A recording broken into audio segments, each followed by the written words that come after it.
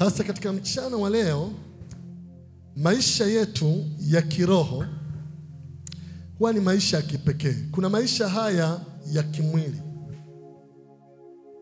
ambayo kila mmoja anaishi, haya ya kawaida tu. Halafu kuna maisha ambayo ni ya kiroho. Wakati uliopita nilizungumza juu ya zile dhabihu za roho, dhabihu za mwili na dhabihu za mali. Lakini katika maisha ambayo tunaishi, huwa wakati mwingine kwa sababu moja ama nyingine tunakuwa na maadui. Si kwa sababu wewe unapenda kuwa na adui, hapana. Bali kwa sababu kuna maadui wako hivyo moja kwa moja tu. Sasa leo nataka nikuonyeshe kwenye ulimwengu wa kiroho kwanza makundi manne ya maadui zako wa kiroho. Na huo ndio ujumbe wetu. Makundi manne ya maadui zako wa kiroho. Yaani hao ni maadui zako. Lakini baada ya hapo nitawaleta katika mwili sasa, katika maisha ya kawaida ambayo unaishi. Kwa hiyo ni kitu ambacho tutakishughulikia. Bwana Yesu, nakushukuru. Libariki neno lako sasa katika jina la Yesu. Amen. Waefeso sura ya 6. Waefeso sura ya 6 mstari wa 10. Na tutasoma pale mpaka mstari wa 13. Waefeso sura ya 6 mstari wa 10 mpaka wa 13. Efeso 6 mstari wa 10 mpaka 13 nasema. Ndio, ngoja tufike. Naona watu wanafungua. Tufungue haraka pale kama wanafunzi wa Biblia, ni andiko la msingi. Waefeso sura ya 6 mstari wa 10 mpaka wa 13. Karibu. Hatimaye mzidi kuwa hodari katika Bwana na katika uweza wa nguvu zake. Hatimaye mzidi kuwa hodari katika Bwana na katika uweza wa nguvu zake. Vaeni silaha zote za Mungu, mpate kuweza kuzipinga hila za shetani. Ndio. Kwa maana kushindana kwetu sisi si juu ya damu na nyama, bali ni juu ya falme na mamlaka, juu ya wakuu wa giza hili, juu ya majeshi ya pepo wabaya katika ulimwengu wa roho. Kwa sababu hiyo twaeni silaha zote za Mungu, mpate kuweza kushindana siku ya uovu, na mkiisha kuyatimiza yote kusimama. Asante sana. Nataka turudie kwa pamoja katika mstari wa 12. Kwa maana kushindana kwetu sisi, kwa maana kushindana kwetu, sauti haitoshi. Kwa maana kushindana kwetu sisi, kwa maana kushindana kwetu sisi si juu ya damu na nyama, si juu ya damu na nyama, si juu ya damu na nyama, si juu ya damu na nyama, bali ni juu ya falme, bali ni juu ya falme na mamlaka, na juu ya wakuu wa giza hili, na juu ya wakuu wa giza hili, juu ya majeshi ya pepo wabaya, juu ya majeshi ya pepo wabaya katika ulimwengu wa roho, katika ulimwengu wa roho. Hili somo ni somo ambalo ni muhimu sana na litakusaidia sana sana katika maisha yako, ili kukuza ufahamu wako juu ya maadui ulionao katika ulimwengu wa kiroho. Unafahamu vita vyetu mara nyingi si juu ya damu na nyama, si juu ya ngumi. Hatupambani vita vya kawaida juu ya damu na nyama. Vita vyetu huwa ni vya kiroho. Ukipata upenyo katika ulimwengu wa kiroho, moja kwa moja ule upenyo unakuja katika mwili. Kwa hiyo vita vyetu huwa ni juu ya ulimwengu wa kiroho. Mtume Paulo alipokuwa anaandika kwa Waefeso, katika moja ya makanisa ambayo alifungua, kuanzia mstari wa 10 na kuendelea, anazungumzia habari ya vita vya kiroho. Unaweza ukadhani ni rahisi tu kama jinsi ambavyo anasema, lakini nataka nikuonyeshe jinsi ambavyo kuna uzito kidogo. Kuna maadui wanne ambao wanatajwa kwa haraka katika mstari wa 12. Kwa maana kushindana kwetu sisi si juu ya damu na nyama, bali ni juu ya falme. Katika ulimwengu wa kiroho ziko falme. Falme hizi ni falme za shetani, na ni maadui wa mwanzo kabisa ambao nataka kukwambia katika huu mchana wa leo. Hizi falme ndizo ambazo zinatumika kumtawala mtu.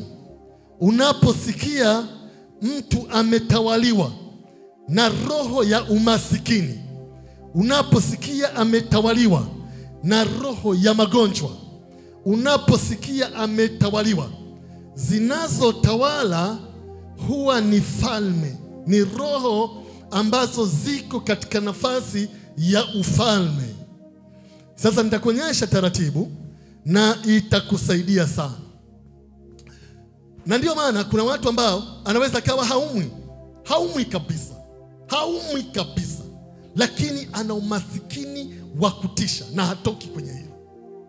Kuna watu haumwi kabisa, lakini kuna hali akianzisha biashara haifanikiwi, ikifika mahali inakufa. Akipata mtaji kabla hajaenda mahali unasambaratika. Kuna falme ambazo zinatawala. Na ndio maana kuna maisha watu yametawaliwa na aina fulani ya maisha. Unaona, kuna jamii ambazo zimetawaliwa na aina fulani. Siku za nyuma niliwahi kuambia juu ya familia yetu, na ile ni familia yetu kabisa. Kwa hiyo mimi ninaijua vizuri. Nilikwambia juu yao. Ni mabinti, si tumezaliwa 7, tulizaliwa 8, 3 walishafariki. Kwa hiyo 5 tumebaki, lakini mmoja ni mwanaume ambaye ndiye mimi. Alafu 4 ni wanawake. Niliwahi kuambia juu ya maisha yao. Maisha yao yamekuwa ni maisha ya ajabu, na kadri siku zinavyoendelea na tunapoombea ndipo ambapo wanaanza kupata upenyo. Lakini ni maisha yaliyokandamizwa sana. Ni maisha ambayo yametawaliwa na roho. Ni mabinti wazuri, wanaishi Dar es Salaam huko, lakini hawaolewi. Lakini pamoja na kwamba hawaolewi, wale ambao wanajitahidi kuhangaika ili wapate kuolewa na kuwashikilia wanaume na mambo mengine, wanaolewa. Wakiolewa hawapati watoto katika ndoa. Wanakuwa na vifungo vya namna, hawapati watoto, wanahangaika na vitu kama vile. Wakipata watoto wengine wanakufa. Wengine wakipata watoto hawakui. Mtoto na miaka 4, 5 yuko hapa chini tu hakui. Kuna falme ambazo zinatawala katika jamii, katika familia, katika koo pia. Zinatofautiana kila ukoo na jinsi yake, kila kabila na jinsi yake. Kuna falme ambazo zinatawala, na hizi ni falme za ajabu. Katika ulimwengu wa kawaida, wafalme huwa hawapingwi. Wafalme wakishasema jambo, basi wamesema limepita vile. Huwa hawapingwi, na ufalme huwa unarisishana. Ndivyo ambavyo falme zinakuwa za kawaida. Anatoka huyu anaingia mwingine, anatoka huyu anaingia mwingine. Lakini angalia, nikupe andiko moja. Biblia inasema katika Luka 13:16, Luka 13 mstari wa 16, Yesu aliingia katika moja ya masinagogi, na alipoingia kuna kitu ambacho ni cha ajabu kilikuwa kimetokea pale. Luka 13:16. Luka 13:16 anasema, na huyo mwanamke aliyekuwa uzao wa Ibrahimu. Na huyu mwanamke aliye wa uzao wa Ibrahimu, ambaye shetani amemfunga miaka 18 hii. Ambaye shetani amemfunga miaka 18. Haikumpasa afunguliwe kifungo hiki. Haikumpasa afunguliwe kifungo hiki siku ya Sabato. Siku ya Sabato. Bwana asifiwe sana. Sasa ngoja nikuonyeshe kitu fulani ambacho kiko hapa. Hilo andiko labda umeshawahi kulisikia, labda pia unalijua. Kulikuwa na mama ambaye amepindana mgongo, lakini huyu mama alikuwa katika vifungo, na alikuwa ana hizi falme zimemtawala na zimemkandamiza kweli kweli. Sasa miaka yake yote aliugua, miaka yake yote aliteseka, na watu walimwona. Pengine walimsaidia tu chakula, pengine walimsaidia tu vinywaji, pengine walimwona kwamba ni mtu tu wa kusaidia hapa na pale. Na wakati mwingine wanauliza, vipi, unaendeleaje leo, umeamkaje? Unaona, walimwona kwa miaka 18, na alikuwa anateseka, alikuwa anapita katika mapito na changamoto mbalimbali miaka 18. Na unajua kila mmoja aliona kawaida, lakini hapa Yesu Kristo alikuja katika hili sinagogi, na alipokuja ilikuwa siku ya Sabato. Sasa siku ya Sabato hawataki mambo yoyote yafanyike, hata kama ni mambo mema. Ilikuwa hivyo. Kwa wakati huu Yesu alipomwona huyu mama, akaomba juu yake, akamfanya akafunguliwa katika vifungo vile vya shetani. Alipofunguliwa, watu wote wakapiga kelele, kwa nini amefunguliwa? Kwa nini ameponywa? Kwa nini anaponywa siku ya Sabato? Yani angalia maisha yalivyo. Yani watu wanaona ni bora aendelee kuteseka katika hivyo vifungo, lakini asifunguliwe siku ya Sabato. Ni bora huo ugonjwa, ni bora hilo tatizo, hata kama litamuua, limuue tu, lakini asifunguliwe siku ya Sabato. Na ndipo Yesu anasema huyu mama ambaye shetani amemfunga, hebu tuseme wote, shetani amemfunga. Nataka uyaone hayo, ni shetani aliyemfunga. Kuna vifungo ambavyo watu ni shetani ambaye amewafunga. Na ndio maana tuna watu ambao wanaweza kanunua kiwanja lakini asijenge. Anaweza kajenga lakini akakomeshea kwenye msingi. Anaweza nyumba ikapanda kidogo, ikafika kwenye madirisha, asiendelee. Kuna wengine wanafika kwenye lenta, baada ya kufika kwenye lenta haendelei tena kujenga. Yani mpaka anakufa, mpaka watoto wanakuja hapo hawajengi, wanakufa, mpaka nyumba inakuwa magofu, mpaka inaanza kubomoka. Unaambiwa hii nyumba ilijengwa na babu yake lakini haikumalizika, baba yake akaja haikumalizika, mtoto kaja haikumalizika. Kuna vifungo, kuna vitu ambavyo watu wanaona ni bora ile hali iendelee. Angalia, na huu ni ufalme, lakini huu ufalme hauwezi kujifitini. Yesu alisema hayo maneno, na nitawatajia tu maandiko, tusisome hilo sasa. Lakini Mathayo 12:26 Yesu anasema shetani hawezi kumtoa shetani mwingine, kwa sababu akifanya hivyo ufalme unakuwa umefitinika. Anaposema ufalme umefitinika, shetani ana ufalme fulani, anasema akitoa mapepo kwenye ufalme mwingine, akitoa mapepo ni ufalme wa shetani unatoa ufalme. Anasema ufalme hauwezi. Kwa hiyo hili ni kundi la kwanza, ni falme za shetani. Hawa watu ni maadui zako katika ulimwengu wa kiroho. Hawa ndio ambao wanataka ubaki na hali ile ile. Hawa ndio wanafanya watu wasisome. Yani unasoma, unafika darasa la 2, la 3, huendelei, hutaki tena shule. Hawa ndio watu ambao wanafanya unafeli. Unaweza ukafaulu darasa la 1, la 2, la 3, la 4, la 5. Nikifika la 6 unaanza kufeli. La 7 unafeli kabisa. Ukienda chuo unafeli kabisa. Ni hizi roho, kwa sababu huwa zinamtawala mtu katika maisha yake. Lakini angalia Mtume Paulo anasema hivi, kushindana kwetu sisi si juu ya damu na nyama, bali ni juu ya falme. Anasema na mamlaka. Hebu tuseme wote, na mamlaka. Mamlaka ya shetani ambayo inatawala katika maisha ya watu ni zile roho zinazotumia wanadamu wengine ili kumkandamiza mtu.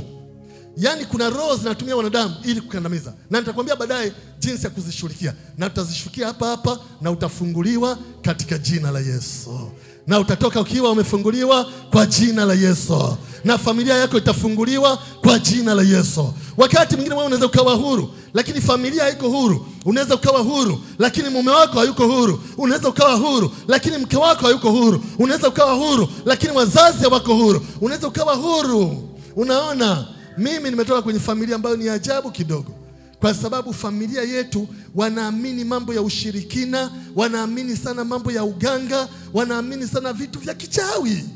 Hebu niambie, katika familia kama hiyo, halafu wewe unachomoka huko, na ukiwa umechomoka, umeokoka, unampenda Yesu na unahubiri Injili.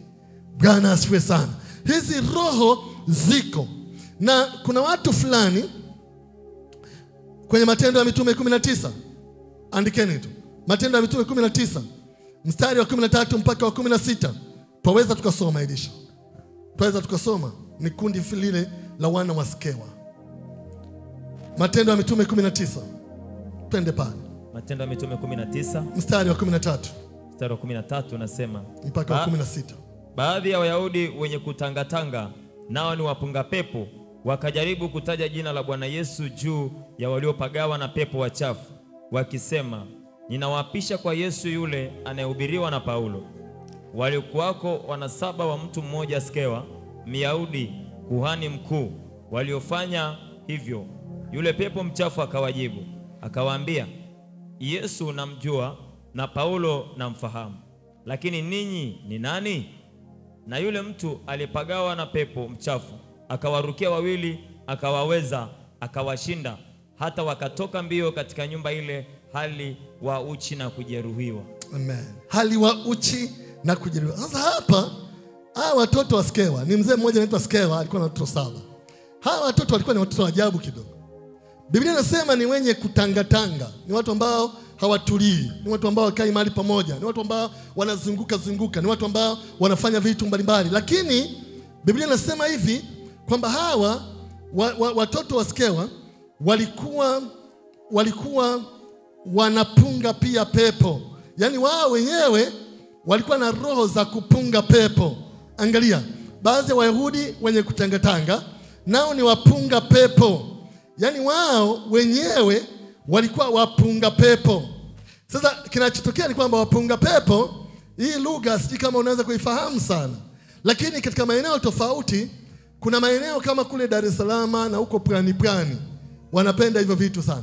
Yaani mtu anaweza akawa na mapepo, halafu akiwa na mapepo anatokea mtu mwingine mwenye mapepo, anajaribu kuyatuliza yale mapepo ya yule.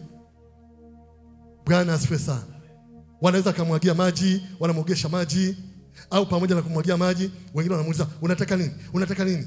Anasema mimi nataka wali, nataka nyama, nataka wali, nataka nyama. Wasema jamani, kanueni wali, kanueni nyama. Wanamletea wali, anakula. Unatulia sasa, asema natulia. Yaani hawa walikuwa wapunga pepo. Bwana asifiwe sana. Yaani mtu akitaka tukula nyama, akitaka wapunga pepo. Sasa wao walikuwa kuna maroho yanayotumikisha tayari kupunga pepo. Halafu wakakutana na mtu mwingine mwenye mapepo. Yaani kama kichaka kukutana na kichaa. Sasa yaani wamekutana mwingine mwenye mapepo. Sasa walipokutana na mwenye mapepo, wao kwa sababu ni wapunga pepo, wanajihesabia haki kidogo, kama vile wao hawana mashetani. Kama vile wao wanajihesabia kidogo haki kidogo. Kwa hiyo wakajaribu kulitoa hili pepo lililoko kwa huyu mtu. Na walipojaribu kulitoa, kwa sababu hawana hiyo mamlaka, kwa sababu hizi ni mamlaka, mapepo haya ni mamlaka nazungumzia. Angalia, wakajaribu kulitoa. Sasa katika kulitoa, wakasema, wewe pepo mchafu unayetawala juu ya huyu mtu, tunakuamuru kwa jina la Yesu Kristo anayehubiriwa na Paulo, tunakuhubiri kwa kuamuru kwa jina la Yesu Kristo anayehubiriwa na Petro, mtoke huyu mtu. Lile pepo likawaambia, nyie wapunga pepo, sikilizeni. Paulo namjua na Petro namjua. Anapokemea mamlaka yake naijua.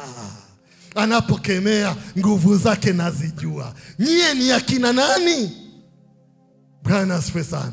Wakajifanya bado wakaidi. Sasa hamna, tunakuamuru utoke kwa jina la Yesu anayehubiriwa na Paulo, toka kwa jina la Yesu. Biblia inasema yule pepo akawarukia, kwa sababu alijua hawana mamlaka ya kumtoa. Na yeye pepo akajua, nina mamlaka kuliko wao. Bwana asifiwe sana. Akawarukia. Maandiko yanasema akawaweza, akawapiga, akawararua nguo zao, akawavua nguo, wakaanza kukimbia hali wako uchi. Kwa hiyo angalia, kuna falme lakini kuna mamlaka. Falme hizi ni zile roho ambazo zinatumika ili kumtawala mtu. Lakini mamlaka ambayo tunazishughulikia hapa ni roho ambazo zinawatumia wanadamu wengine, zinawatumia watu wengine kukandamiza watu. Unaona, hili ni kundi la pili, lakini wacha nikupe kundi la tatu. Biblia inasema vita vyetu sisi juu ya damu na nyama, bali ni juu ya falme na mamlaka. Hii ni sehemu ya pili. Ya tatu anasema juu ya wakuu wa giza hili. Hebu tuseme wote, juu ya wakuu wa giza hili. Wakuu wa giza hili huwa ni wachawi, huwa ni waganga, huwa ni watu ambao wanasoma nyota, huwa ni wale watu ambao wanabashiri. Hawa watu ni wakuu wa giza. Giza limetawala dunia. Giza halichangamani na nuru. Giza ni matendo yote maovu. Giza ni hawa ni wachawi. Hawa wanatumia sana ile mifumo ya kidunia kufanya mambo lakini nguvu zao zinatoka kwa yule mwovu, lakini nguvu zao zinatoka kwa shetani. Sikiliza, anasema wakuu wa giza. Ndugu zangu, wachawi ni wakuu wa giza. Wana uwezo wa kuua mtoto wa mtu. Wana uwezo kumfanya rafiki yako asipate mtoto kwenye ndoa yake. Wachawi ni wakuu wa giza. Wana uwezo kusababisha ajali. Wana uwezo kusababisha mikandamizo na migongano katika ndoa. Wana uwezo kusababisha chochote. Wakuu wa giza hili ni wachawi. Lakini kitu ambacho ninafurahi sana katika mambo ya kiungu, ndio maana nimekwambia nitakuleta katika mambo ya kawaida. Haya bado ni mambo ya kiroho, najaribu kukuonyesha. Kitu ambacho ninakipenda ni kwamba nguvu zao zina kipimo. Nguvu zao zina kiwango. Nguvu zao ni za kawaida sana. Kama ukijua siri, wewe mtu ambaye umeokolewa, sema amen. Nguvu zao zinapimika. Nguvu zao zina viwango. Katika Ayubu 1:12, twende pale. Shetani anaweza kutenda kazi katika mambo mbalimbali, lakini nguvu zake zina kipimo. Hawezi kufanya kila kitu tu. Lakini lazima aliyeokoka aweze kujua mamlaka alionayo. Ayubu 1:12. Ndiyo. Ayubu 1:12 nasema, unaweza ukaanza 11 kwa wale ambao kwa ajili ya kujifunza 11 na 12. Twende pale. Sawa. Lakini nyosha mkono wako sasa, uyagushe hayo yote alionayo, naye atakukufuru mbele za uso wako. Bwana akamwambia Shetani, tazama, yote alionayo yamo katika uwezo wako, lakini usinyoshe mkono wako juu yake yeye mwenyewe. Basi Shetani akatoka mbele za uso wa Bwana. Asante sana.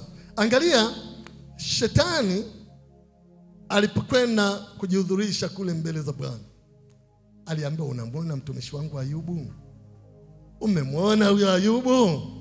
Umemwona huyo mcha Mungu? Umemwona huyo mchungaji? Umemwona huyo mwinjilisti? Umemwona huyo dada? Shetani akasema, nimemwona. Lakini unafikiri yeye anakucha bure, anakuheshimu bure? Si umemzingira na mavitu, baraka tele kila upande, ulinzi tele kila upande? Na kwamba akaambiwa, hayo yako kwenye uwezo wako, unaweza ukanyosha mkono na kuyagusa, lakini usinyoshe mkono wako juu yake yeye mwenyewe. Maana yake ni nini? Maana yake nguvu zake zina kipimo. Sema amen. Anaweza vitu vingine akagusa, vitu vingine asiguse. Sasa ni wewe utajua jinsi gani ambavyo atagusa kipi, ataacha kipi. Lakini kwa nini? Kwa njia ambayo nitakuelekeza hapa. Kwa hiyo wana kipimo. Hili ni kundi la tatu. Wakuu wa giza hili ni maadui wengine ambao tunao. Popote unapomwona mchawi, jua ni adui kwa upande wa mambo ya ufalme. Ni kitu ambacho lazima uweze kujua. Lakini kuna kundi la 4. Latajwa pale, majeshi ya pepo wabaya katika ulimwengu wa roho. Majeshi ya pepo wabaya katika ulimwengu wa roho. Hizi huwa ni zile roho za kishetani ambazo zinatumika kama mizimu, roho kama zile za mizimu, majini, mapepo. Kuna roho ambazo zinatenda kazi katika ulimwengu wa roho. Hazionekani kwa macho ya kawaida, lakini kuna ulimwengu mwingine ambapo ukionyeshwa wanatenda kazi, wana vitu wanapanga, wana vitu wanaoperate, wana vitu na ndio maana kati ya vitu ambavyo ni muhimu sana na vya kipekee ni wewe kumpa Yesu Kristo maisha yako. Sema amen. Yaani kwa kuokolewa umetolewa katika nguvu hizi za giza. Umetolewa katika na umepewa ushindi ambao ni wajabu. Ni ulimwengu wa kiroho, na huwa zinatenda kazi sana hasa kwa kuliondoa lile neno linalopandwa. Unaposikia neno kanisani kama hapa, basi hizo roho zinatenda kazi kirahisi sana kwa kuliondoa lile. Ukitoka tu hapa unaanza kulisahau, unaanza kuliacha. Na ndio maana Kwa wale ambao wanakuja katikati ya wiki, ndio maana mafundisho ambayo mnafundishwa ni muhimu sana, kwa sababu ni neno kwa neno, mstari kwa mstari, sura kwa sura, kitabu kwa kitabu. Ile itakusaidia sana kujua mambo mengi juu ya vita vya kiroho, kujua mambo mengi juu ya maisha yako ya Kikristo na chochote. Hizi roho zinatenda kazi kwa siri, kwa kuliondoa lile neno. Kwa hiyo kwa wanaoandika, andikeni hiyo Marko 4:15. Kwa nini? Andikeni tu Marko 4:15. Kwa nini nimetaka kuleta tena ujumbe huu? Kwa nini nimetaka? Kwa sababu unapopambana na vita na adui, huachi mpaka adui awe ameshindwa. Sema amen. Huachi mpaka adui awe ameshindwa. Hili ni jambo la kwanza ambalo ni muhimu. Kuna mfalme mmoja, twende pale Wafalme wa Pili 13.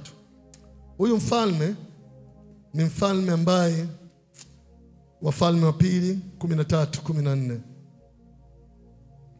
Wafalme wa Pili 13. Huyu mfalme ni mfalme ambaye aliishi katika kipindi ambacho Elisha nabii alikuwepo. Elisha nabii alikuwepo. Na alipoishi katika kipindi kile, kuna wakati ambapo Elisha alipata ugonjwa, ambao huu ugonjwa ungekuwa ugonjwa utakao muua. Kwa hiyo sasa, kwa sababu watu wanajua Elisha ni mzee, Elisha ni nabii, Elisha ni mtumishi wa Bwana, Elisha sasa kama anakaribia kufa, huu uzee wake, kila mmoja alikuwa anakwenda pale kupata hekima, kupata maarifa, kupata ujumbe, sasa akaenda huyu mfalme. Huyu mfalme alikuwa na vita na maadui zake. Kama vile ambavyo nimekuambia kuna kundi la maadui hapa. Kama vile ambavyo, na nitakuonyesha wanavyotenda kazi na jinsi ambavyo ni ya kuwashughulikia. Sasa alipokwenda huyu mfalme, kuna kitu alitaka. Twende pale Wafalme wa Pili 13 mstari wa 14, twende pale mpaka wa 19. Basi Elisha alikuwa ameshikwa na ugonjwa wake uliomuua.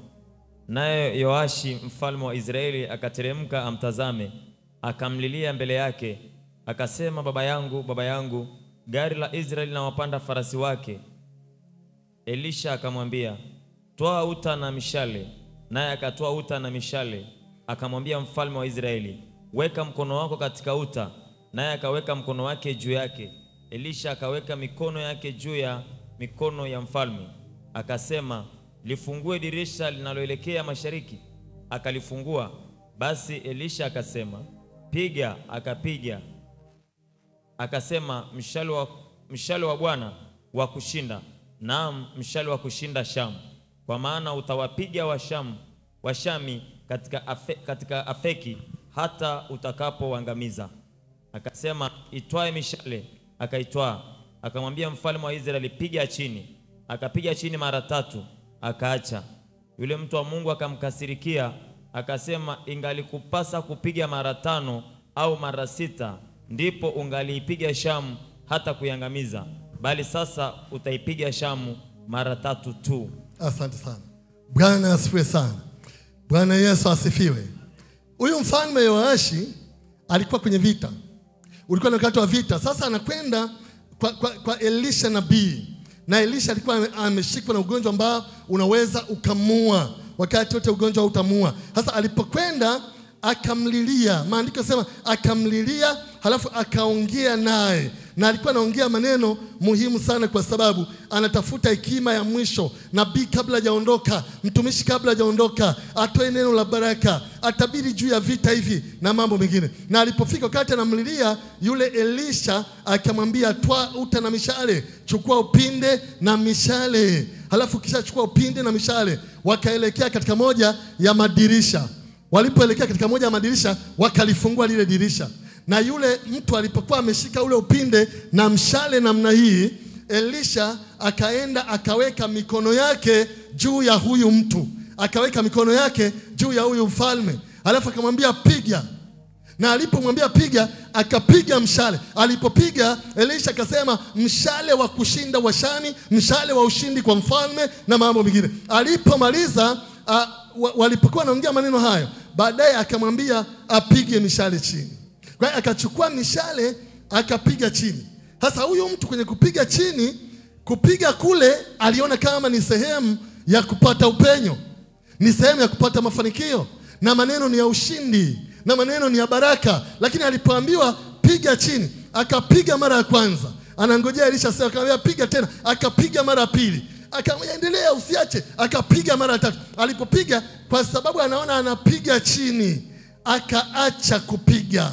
Na hii iko katika maisha ya Kikristo. Kwa watu wengi wanashambulia ngome za adui, wanashambulia, lakini kwa sababu wakati mwingine hawapati matokeo ambayo yanaonekana katika hali ya kawaida, wanaacha vita. Ukiacha utashindwa. Wanaacha. Hatuachi vita, hatuachi kupambana mpaka ushindi upatikane. Sema amen. Hatuachi mpaka ushindi wa kweli upatikane. Kwa hiyo alipopiga mara ya kwanza chini, alipopiga mara ya pili, mara ya tatu, alipoacha, Elisha akasikitika. Akamwambia ingepasa upige mara 5, 6, 7, 8 ndio ungeweza kuwashinda kabisa. Lakini sasa umepiga mara 3 tu, utawashinda pia mara 3. Kwa nini naleta somo hili? Naleta makusudi kwa sababu nyakati zote tunahitaji kuwa macho.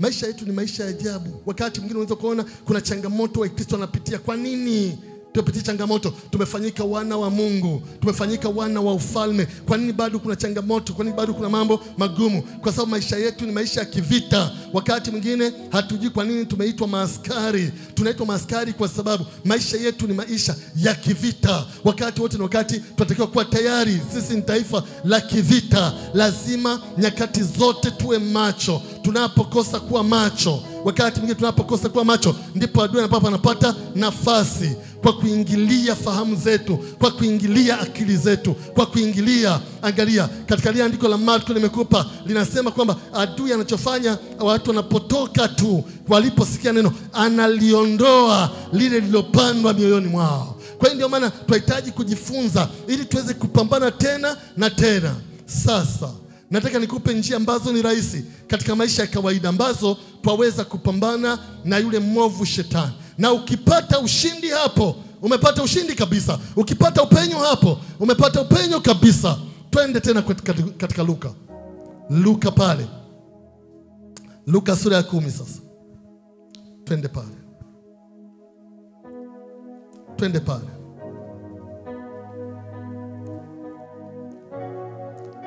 Luka sura ya 10. Tufike pale. Angalia mstari wa 18. Luka 10:18. Na kwa wale ambao wanataka tu kujisomea Biblia na nini ili tupate picha zaidi, waweza kuanzia mstari wa 17. Twende kuanzia mstari wa 17. Kwa 10:17 nasema, ndipo wale 70 waliporudi kwa furaha wakisema, Bwana, hata pepo wanatutii kwa jina lako. Akawaambia, nalimuona shetani akianguka kutoka mbinguni kama umeme. Tazama, nimewapa amri ya kukanyaga nyoka na nge na nguvu zote za yule adui, wala hakuna kitu kitakacho wadhuru. Lakini msifurahi kwa vile pepo wanavyowatii, bali furahini kwa sababu majina yenu yameandikwa mbinguni. Asante sana. Bwana asifiwe sana. Sasa hapa nataka nikuingize katika uhalisia sasa. Biblia inasema hawa 70 walipokuwa wamekwenda kushuhudia, kupeleka injili na mambo mengine, pepo walikuwa wanawatii. Yaani wakisema pepo toka, anatoka. Pona mgonjwa, anapona. Watu mwokoke, wanaokoka. Mambo yako vizuri, yalikuwa yako sawa sawa. Ndipo wale 70 waliporudi kwa furaha wakisema, Bwana, hata pepo wanatutii kwa jina lako. Jambo la kwanza nataka ulione hapa kwa haraka kabla sijaelekea pale chini, ni jina la Yesu Kristo ndilo jina ambalo pepo wanaweza kulitii. Sema amen. Hili ni jambo la kwanza. Lakini sasa twende kwenye mstari wa 18. Akawaambia, nalimuona shetani akianguka kutoka mbinguni kama umeme. Mstari wa 19. Natazama nimewapa amri. Hebu tuseme wote, natazama nimewapa amri. Kwa sauti, natazama nimewapa amri ya kukanyaga nyoka na nge na nguvu zote za yule adui, wala hakuna kitu kitakacho wazuru. Bwana asifiwe sana. Sasa nisikilize. Yesu anasema nimewapa amri.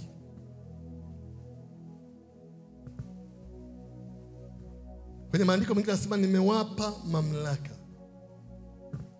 Amri si kitu cha kufanya kwa hiari.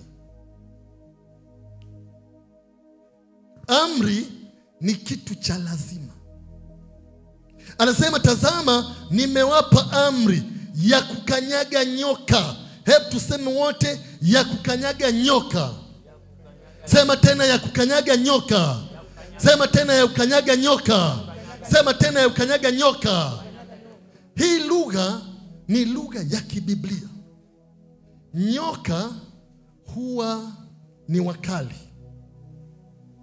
Nyoka huwa wanauma. Nyoka wanaweza kukuua, na wanapouma wanatumia midomo yao. Lakini kitu kingine ambacho ni silaha sana kwa nyoka ni mate yao.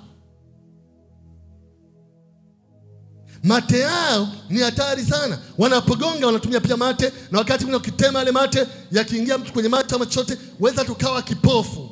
Kwa hiyo nyoka wanatumia midomo yao, na hii midomo wanapoitumia inaweza kudhuru, inaweza kuangamiza, inaweza kuua, inaweza kummaliza mtu yeyote yule, nyoka. Na Yesu anasema nimewapa amri ya kukanyaga nyoka. Hebu sema kukanyaga nyoka.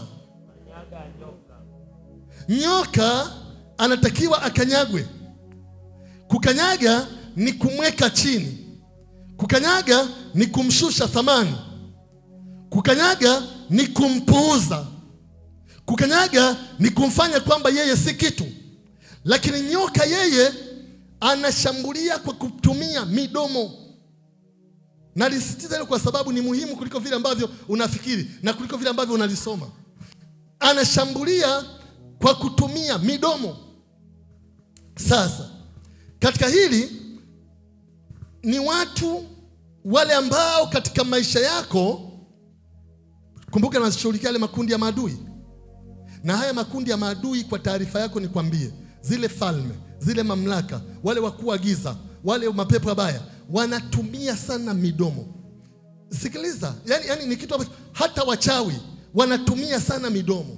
Na ndio maana wanapotaka kuloga mtu, wale ambao hamjaendake kwa waganga hamwezi kujua hivi. Waganga wanataka useme maneno, utamke. Wanakuwekea chungu pale, wanakuwekea weka hela au weka hivi, afu tamka maneno, utamke kwamba natamka kwamba yule mwanamke afe, au natamka kwamba ile ndoa ivunjike, au natamka kwamba huyo mtu afilisike, au natamka.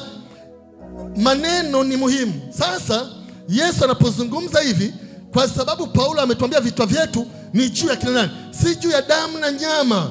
Kuna watu ambao wanapambana ile mieleka.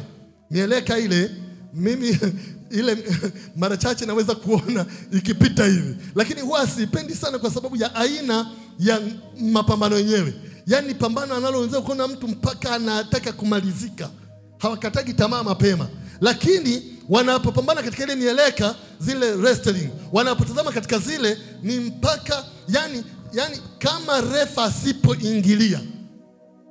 Yani anachotakiwa ni refa akiona yule amezidiwa atafia pale, ndipo refa anaingilia kumaliza lile pambano. Yani refa asipoingilia kumaliza pambano, yani wanapigana na viti na meza na fimbo, ngumi, mateke, chochote. Wakati wa vita tumia silaha yoyote. Sema amen. Utasimama, utakaa, utapiga magoti, utalia, utacheka, utanena kwa lugha, utatumia silaha yoyote. Vita huwa hazina utaratibu sana. Sema amen. Turudi pale. Ni wale watu ambao wanatumia maneno kama silaha ya kudhuru. Karibu makundi yote manne niliyosema yanatumia maneno kama silaha ya kudhuru. Kwa maneno mengine, katika vita yako hii, unapopambana na haya makundi, pambana na wale watu ambao wanatumia maneno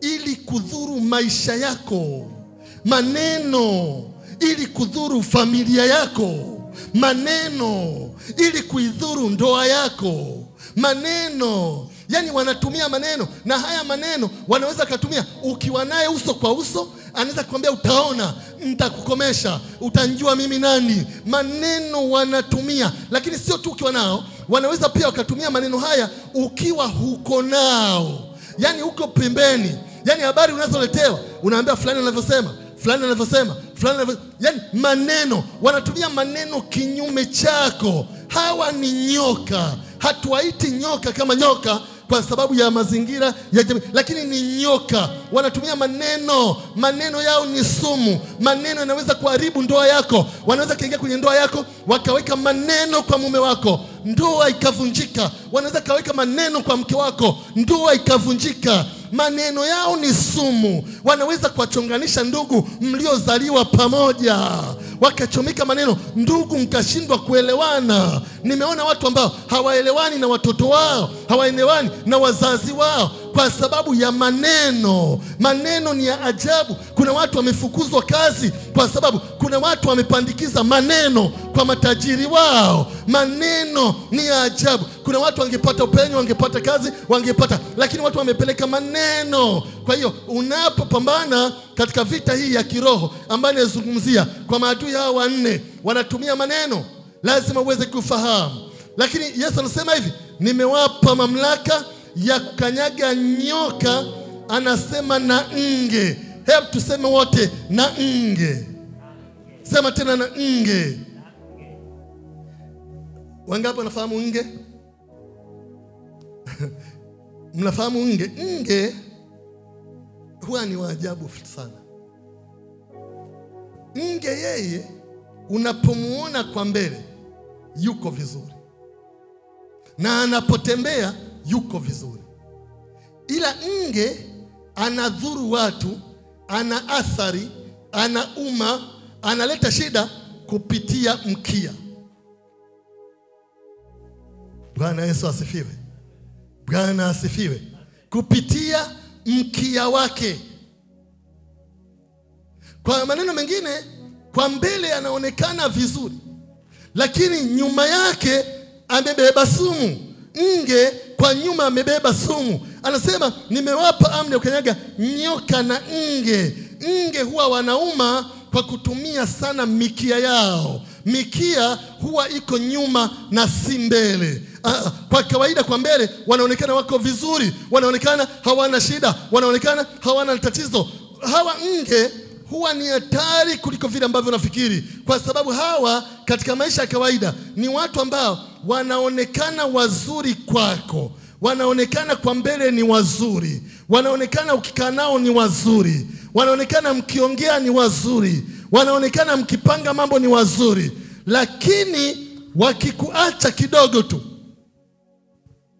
nyuma yao, wakikuacha kidogo tu mawazo yao, yani mtu anaongea na wewe vizuri, lakini anachokuwazia ndani ni kibaya. Ndivyo walivyo wale watu ambao tunapambana nao kama maadui. Unajua kuna maadui ambao ni waajabu sana. Tena wakati mwingine ili adui yako uweze kupambana naye vizuri, wengine wanakuwa naye karibu. Umesikia nilichosema? Kuna watu ambao ili aweze kumdhuru mtu kwa karibu, anakuwa naye karibu, anafanya naye kazi, anaonekana kama yuko sawa, lakini ndiye ambaye atamdhuru, anamtafutia nafasi. Unajua unaposikia kuna mtu fulani ama kiongozi fulani amepewa sumu, kwani hiyo sumu unafikiri anaweza akapewa? Unafikiri wewe unaweza ukatoka hapa ukampe kiongozi mkubwa huko sumu? Haiwezekani. Wale walioko karibu, wakati mwingine anaokula nao, wakati mwingine anaotembea nao, wakati mwingine walinzi wake, wakati mwingine madereva wake, wakati watu wa karibu kabisa ambaye huwezi ukaona. Sasa hawa katika ulimwengu wa kiroho huwa ni watu ambao wanaonekana kuwa ni wazuri kwako, lakini kwa siri ni maadui. Hawa watu lazima uweze kupambana nao. Lakini kati ya vitu ambavyo ni muhimu ukimjua mtu wa namna hii ni kupuuza mambo yake na kumuona kwamba si kitu na kutokuthamini. Na kadri inavyowezekana unaweza ukamweka mbali kama inawezekana ukimjua. Mara nyingi usipende sana kutafuta wanachowaza, usipende sana kutafuta wanachosema, usipende sana kutafuta wanachotenda. Kwa sababu ukitafuta sana, hawa watu ni watu ajabu. Ukitafuta utakosana na watu wengi. Lakini wewe pambana katika ulimwengu wa kiroho. Wapige vita katika ulimwengu wa kiroho. Ingia katika maombi kwenye ulimwengu wa kiroho. Kwa nini? Kwa sababu ukiwaangalia katika hali ya kawaida wako vizuri. Na hawa watu ni watu ambao ni hatari sana. Tena ni hatari inawezekana kuliko wale wa kwanza. Kwa nini? Kwa sababu wale wa kwanza wao unawaona, unawasikia maneno yao, unasikia wanayoyasema. Hawa sivyo. Hawa vitu vyao wameficha nyuma, kwa mbele wanaonekana vizuri. Nge huwa anaonekana vizuri kwa mbele, lakini kwa nyuma amebeba sumu. Hebu sema katika jina la Yesu. Sema katika jina la Yesu. Sema katika jina la Yesu. Sumu ya nyoka haitanidhuru. Sumu ya nge haitanidhuru kwa jina la Yesu. Lakini angalia Yesu Kristo anasema, na nguvu zote za yule adui nimewapa amri ya ukanyaga nyoka na nge, na nguvu zote za yule adui. Hili andiko unaposoma unaweza kufikiri limekosewa. Unaposoma unaweza kufikiri limekosewa. Hebu tusome tena mstari wa 18. Mstari wa 19. Tazama, hebu tuseme wote, tazama nimewapa amri ya kukanyaga nyoka na nge, na nguvu zote, na nguvu zote, na nguvu zote, na nguvu zote. Nataka likuingie. Na nguvu zote, na nguvu zote, na nguvu zote za yule adui. Wala hakuna kitu kitakacho wazuru. Hapa ni sehemu ya 3. Asema nimewapa amri ya ukanyaga nyoka, ya ukanyaga nge, na nguvu zote.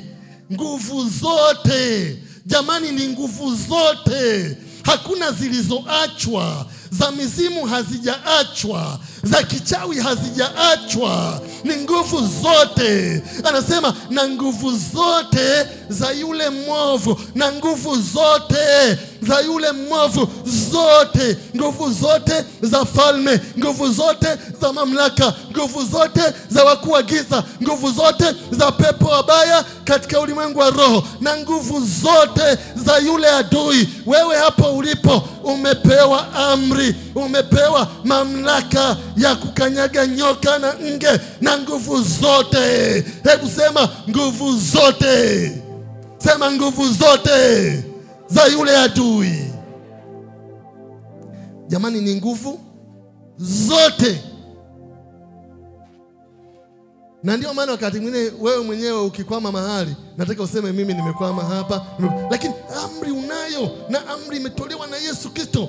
Nguvu zote za yule adui ni nguvu zote za shetani. Kwa nini wewe useme shetani hapa ameniweza, yani shetani hapa ameinuka, yani shetani hapa kwa kweli ni shetani tu, ni shetani tu. Wakati mwingine tunamuinua kuliko hata uwezo alionao. Ni shetani tu. Yesu anasema umepewa mamlaka ya kukanyaga. Kukanyaga ni kuweka vitu chini. Kukanyaga ni kupuuzia. Kukanyaga ni kuona si kitu. Kukanyaga ni kukishinda hicho kitu. Umepewa hiyo mamlaka. Wewe una mamlaka. Mwambie mwenzako, wewe una mamlaka. Wewe una mamlaka. Wewe una mamlaka. Na aliyetupa mamlaka ni Yesu Kristo Bwana wetu, na ni Bwana wa ajabu, ambaye alisema mamlaka yote ya mbinguni na duniani nimepewa mimi, na hiyo mamlaka nawapa ninyi. Wewe umepewa mamlaka. Tembea kama mtu mwenye mamlaka. Mimi viongozi wa serikali ninawapenda sana, kwa sababu wakati anaomba kula, labda ni rais, makamu wa rais, waziri mkuu, mbunge, wakati anaomba kula anakuja huku, tutatembea naye kwenye matope, aangalie hali ya wananchi na mambo mengine, na kila ataomba na vitu vinakwenda vizuri na kila kitu. Halafu kuna siku ya kuapishwa. Akisha apishwa anaanza kutembea kwa mamlaka. Haleluya! Mamlaka wanajua kuitumia watu wa kisiasa. Ni mamlaka kweli. Bwana asifiwe sana. Wewe umepewa mamlaka. Mshike mwenzako kwenye bega hivi, mwambie wewe umepewa mamlaka. Mwambie tena, wewe umepewa mamlaka. Huyo aliyekupa mamlaka yuko hivi, Yesu Kristo. Siku moja walikuwa wanatafuta kumkamata Yesu Kristo, na walipokuwa wanatafuta, lilikuwa ni kundi kubwa la watu, na Yesu alikuwa na mitume na wanafunzi wake kwenye Yohana 18. Na alipokuwa na wanafunzi wake wakaenda kutafuta kumkamata, wakaja na mienge na mataa na kila kitu, na walipokuja wakawa wanashangaa Yesu ni yupi, maana hawamfahamu vizuri. Wanamwangalia Petro, labda ndio Yesu, Yesu mwenyewe labda ndio Yesu, Yohana labda ndio Yesu, Yohana, Petro, nani, Yuda, wanaangalia Yesu ni yupi. Wakati akawauliza, mnamtafuta nani? Wakasema Yesu Mnazareti. Waliposema Yesu Mnazareti, akasema ni mimi. Aliposema ni mimi, maandiko yanasema wakarudi nyuma, wakaanguka chini. Haleluya!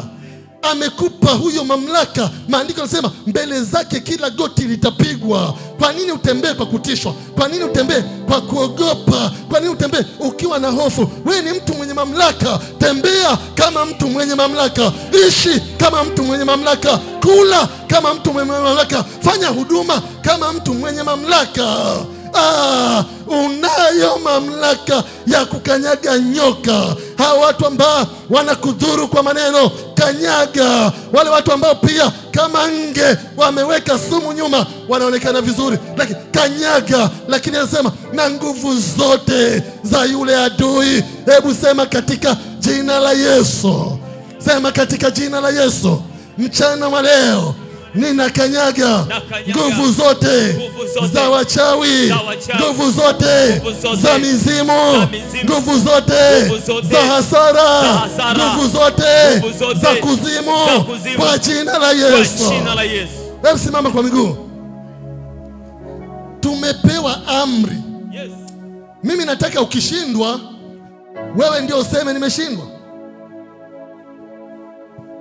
Mtu mwenye amri ni tofauti. Na shida ya amri, shida ya mamlaka, usipoitumia haifanyi kazi. Hiyo ndio shida ambayo ipo. Usipoitumia haifanyi.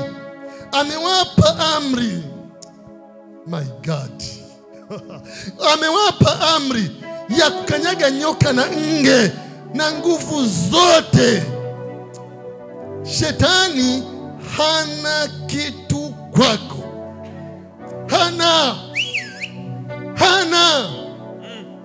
Hana kitu kwako.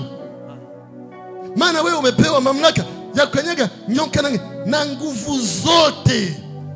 My God, sijui wangapi wananielewa hapa mchana wa leo? Wangapi wananielewa? Ni nguvu zote. Acha bwana, nguvu zote. Yani shetani anatakiwa akikuona atetemeke. Wachawi wanatakiwa wakikuona watetemeke. Mapepo yanatakiwa yakikuona yatetemeke. Yes. Yani wewe si mtu wa kawaida ati. Wewe si mtu wa kawaida ati. Amen. Nasema wewe si mtu wa kawaida. Amen. Na ndio maana mara zote ninapotazama, mimi siwaoni vile ambavyo mnajitazama ninyi. Mimi naona watu waliofanikiwa. Yes. Naona watu wanaopata upenyo. Yes. Naona watu wanaomwona Mungu. Yes. Naona watu ambao, naona watu wako hapa. Haleluya. Mimi nawatazama tofauti. Ni ninyi tu mnajitazama vile mlivyo, lakini mimi nawatazama tofauti. Nawatazama tofauti. Watu wenye mamlaka. Hebu mchana wa leo ichukue hiyo mamlaka. Ichukue hiyo mamlaka mchana wa leo na uitumie. Nataka ukanyage. Maisha yako si unayajua? Yawezekana kuna hasara unapata kwenye biashara. Kanyage hizo nguvu za hasara. Yawezekana maisha dhambi yanakutesa. Uzinzi unakutesa. Uongo unakutesa. Tamaa mbaya inakutesa. Kanyaga leo. Yawezekana ni umasikini wa familia. Umasikini unafuatilia. Kanyaga hizo nguvu. Anasema nguvu zote. Yani hili andiko nguvu zote, hata asingeweka nyoka, hata asingeweka nge. Nguvu zote linatosha kukusanya kila kitu. Yes. Kusanya kila kitu kinachokusumbua. Leo kikanyage chini. Hebu fanya hivi na kikanyaga na kikanyaga na kikanyaga na kikanyaga kwa jina la Yesu. Hebu sema katika jina la Yesu. Ninakanyaga kila nguvu ya uovu. Nakanyaga kila nguvu ya dhambi. Nakanyaga kila nguvu ya hasara. Nakanyaga kila nguvu ya giza kwa jina la Yesu.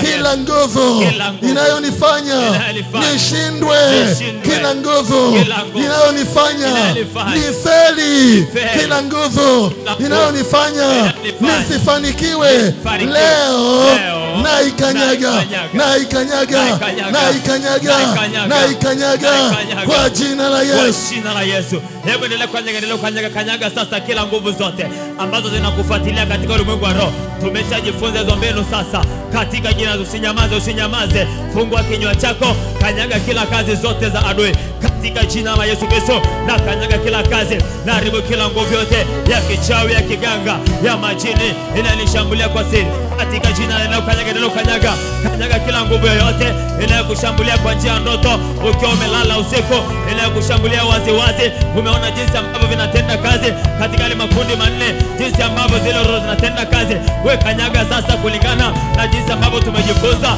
katika jina la Yesu. Na kanyaga kila kazi, na kanyaga magonjwa yote, na kanyaga mateso yote, na kanyaga umaskini wote, na kanyaga kwa jina la Yesu. Na weka chini magonjwa, na weka chini umaskini, na weka chini katika jina la Yesu. Endelea kanyaga kata hasara, kata mateso, kata magonjwa, ya weke chini, ya kanyage sasa. Ndio maana amesema umepewa uwezo, umepewa uwezo wa kukanyaga.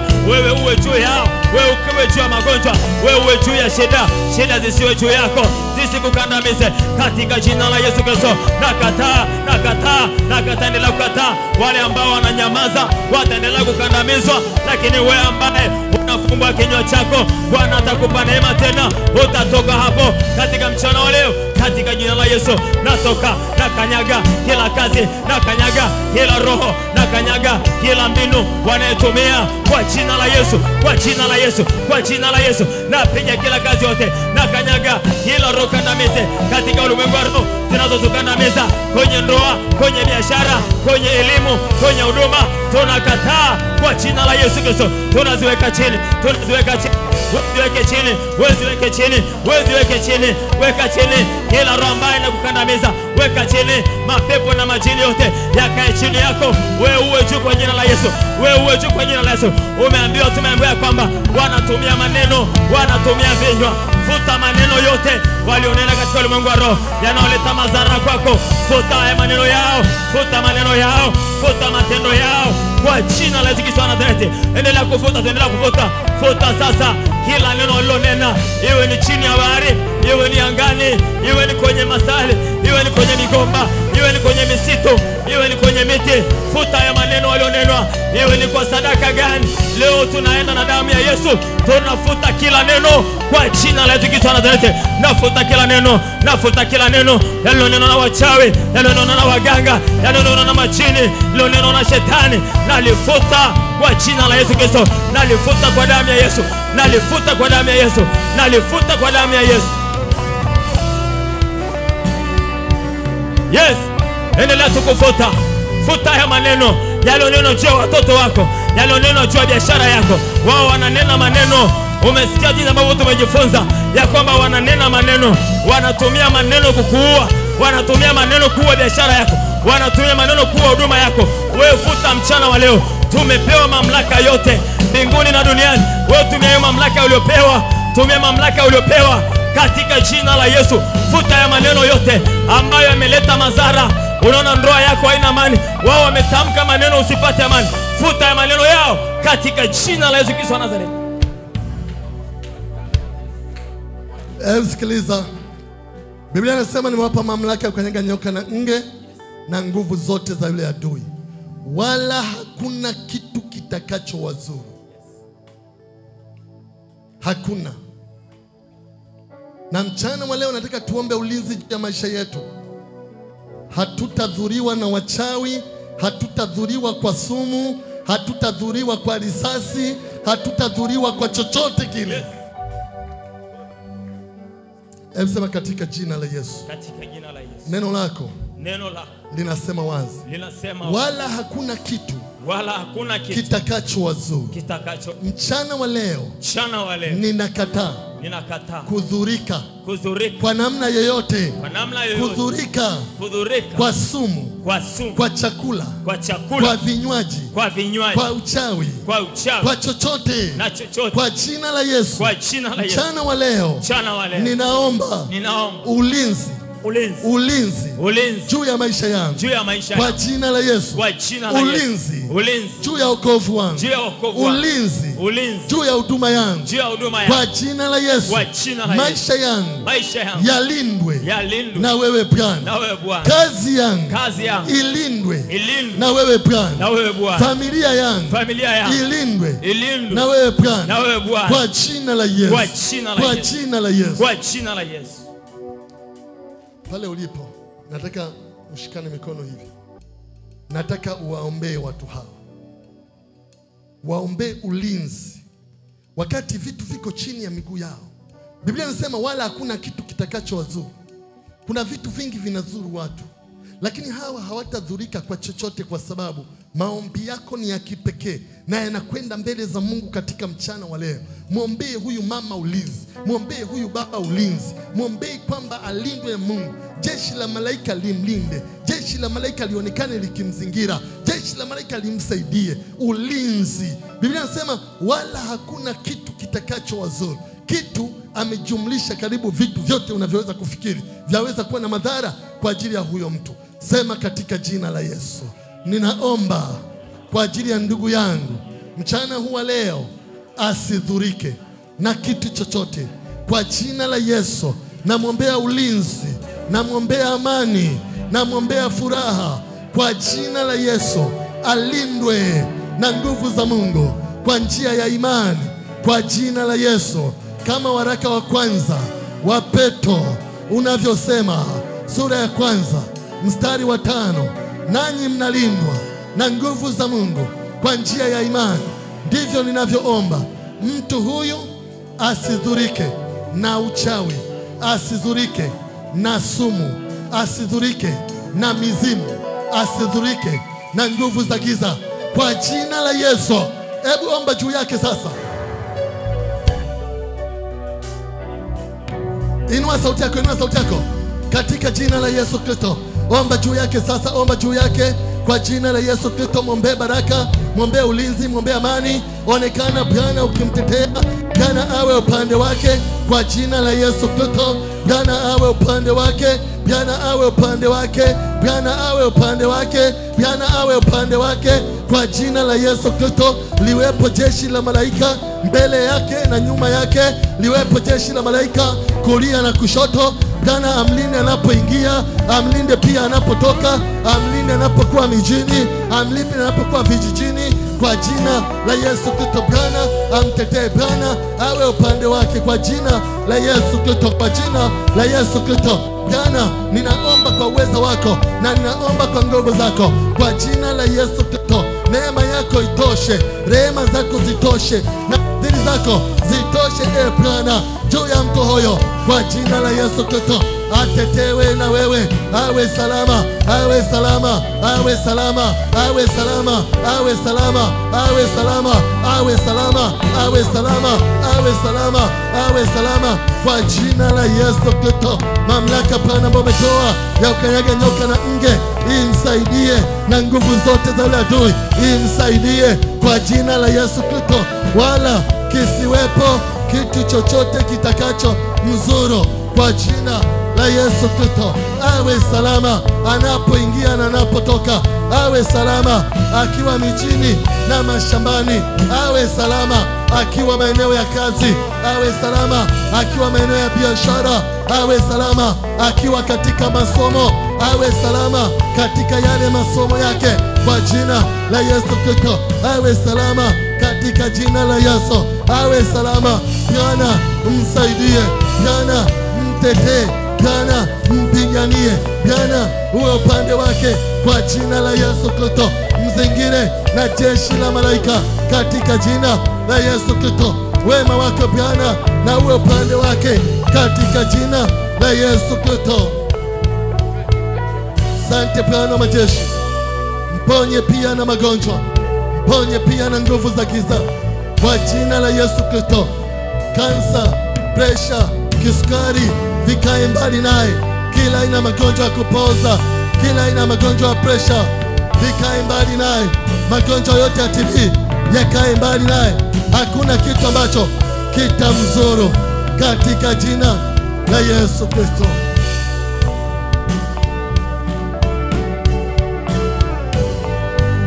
Haleluya. Basi unaweza kumpigia Bwana Yesu makofi. Piga makofi. Mpe Bwana Yesu sadaka ya makofi, dhabihu ya shangwe kwa Bwana.